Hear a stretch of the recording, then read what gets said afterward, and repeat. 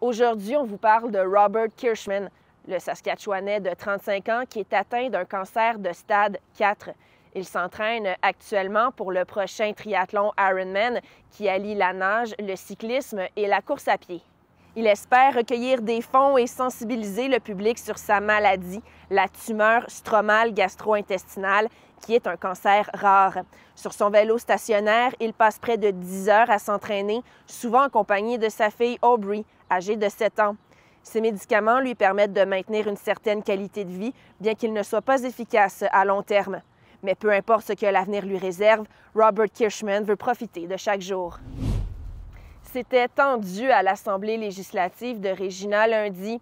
Le président Randy Weeks a demandé à la ministre des Finances, Donna Harper, de s'excuser pour des messages textes qu'elle lui a envoyés qui contenaient des reproches. Dans son message, Mme Harper accusait le président d'avoir laissé l'Assemblée législative se transformer en un spectacle de marionnettes de l'opposition. Le chef du gouvernement, Jeremy Harrison, a lui aussi à son tour exprimé un commentaire qui a de nouveau mené le président de la Chambre à réclamer des excuses.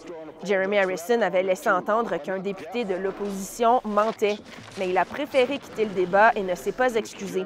Alors on se demande quelle sera la suite de tout ça aujourd'hui, alors que les travaux parlementaires se poursuivent. Et finalement, c'est jour de dépôt du budget fédéral aujourd'hui. La ministre des Finances, Chrystia Freeland, va déposer son budget à la Chambre des communes. Les analystes s'attendent à un déficit plus élevé que prévu en raison des tournées prébudgétaires effectuées par les ministres du gouvernement de Justin Trudeau. Ces tournées ont coûté plusieurs milliards de dollars. Alors on se demande quelles vont être les répercussions de ce budget sur les Saskatchewanais. On va aller chercher des réactions pour vous dès la sortie du budget à 14 h.